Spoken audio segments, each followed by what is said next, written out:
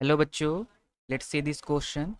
The question says a metal wire of length capital L is suspended vertically from a rigid support. When a body of mass capital M is attached to the lower end of wire, the elongation of the wire is small l. Then which of the following statement is are incorrect? और हमें चार statements दे रखे हैं। तो इस question में हमें statements दे रखे हैं ग्रेविटेशनल पोटेंशियल एनर्जी ऑफ मास के बारे में, elastic potential energy stored in the wire के बारे में और हीट प्रोड्यूस्ड के बारे में। तो जो हमारा की कंसेप्ट यूज होगा क्वेश्चन को सॉल्व करने में वो हमारा होगा पहला तो potential energy, concept of potential energy, और दूसरा concept of elastic potential energy. तो हमारा जो फर्स्ट स्टेटमेंट है वो दे रखा है कि the loss of gravitational potential energy of mass m is mg/L। Question में हमें दे रखा है कि हमारा वायर एक रिजिड सपोर्ट से लटका हुआ है और इससे एक मास m का ब्लॉक लटका हुआ है। अब इस ब्लॉक के आने से इस वायर में इलोंगेशन हो जाता है। इनिशियली इस वायर का लेंथ था L, कैपिटल L।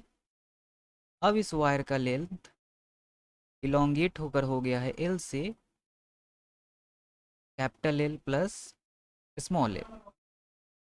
तो इनिशियली इस केस में हम मान लेते हैं कि जो ये रिजिड सपोर्ट है इसका ग्राउंड से जो हाइट है वो है h।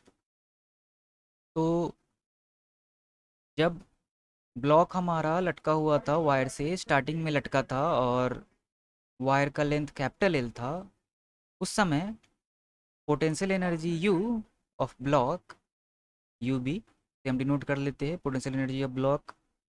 जब लेंथ ऑफ वायर था L तो उस समय क्या होता, उस समय होता mg मल्टीप्लाइड बाय इसका हाइट ग्राउंड से, और ग्राउंड से इसका हाइट क्या है h माइनस कैपिटल L।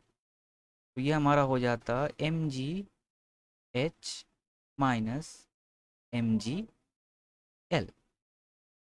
अब पोटेंशियल एनर्जी ऑफ ब्लॉक जब इसका हाइट है ग्राउंड से, जब वायर का लेंथ है L प्लस L, तब क्या होता है इसका पोटेंशियल एनर्जी, तब होता है इसका potential energy mg multiplied by it's height from ground, और ये हाइट होता h minus capital L plus small l।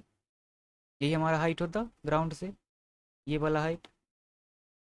तो ये हमारा हो जाता mg h minus mg multiplied by capital L plus small l। तो हमें निकालना है कि लॉस ऑफ पोटेंशियल एनर्जी कितना हुआ है।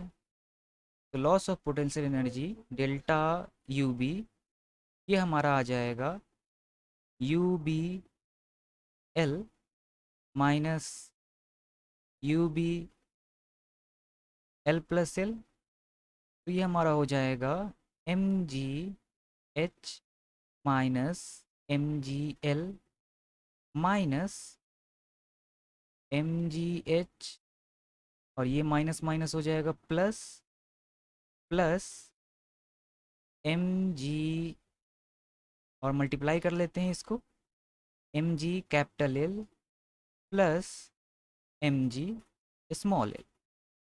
तो यहाँ से हमारा M G capital L minus का और M G capital L plus का ये एक दूसरे को कैंसिल आउट कर लेंगे।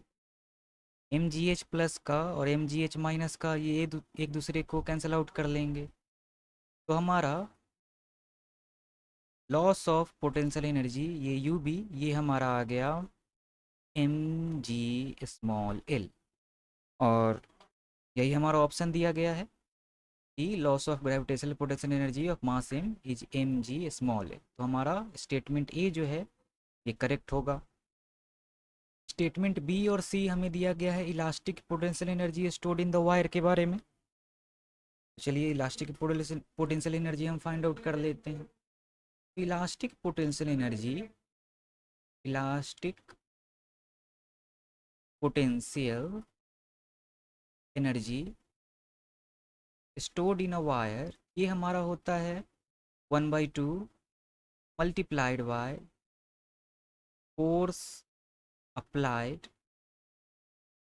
अप्लाइड फोर्स होता है मल्टीप्लाइड बाय इलोंगेशन, अगर कंप्रेशन हो तो कंप्रेशन। तो यहाँ से हमारा इलास्टिक पोटेंशियल एनर्जी, जिसे हम यू ई कह लेते हैं, ये हमारा हो जाएगा 1/2 multiplied by force applied. Force applied हमारा कितना था, ये हमारा वायर है और इस पर ब्लॉक था मास एम का। तो जो फोर्स जो इलोंगेशन को कॉज कर रहा है वो है ग्रेविटेशनल फोर्स एम जी। तो ये हमारा फोर्स हो जाएगा एम जी, और इलोंगेशन था स्मॉल एल। तो ये हमारा इलास्टिक पोटेंशियल एनर्जी जो वायर में स्टोर्ड है वो है half M G, sorry capital M G L. और जो loss of potential energy, gravitational potential energy block का हुआ है वो है एम जी एल। तो हमारा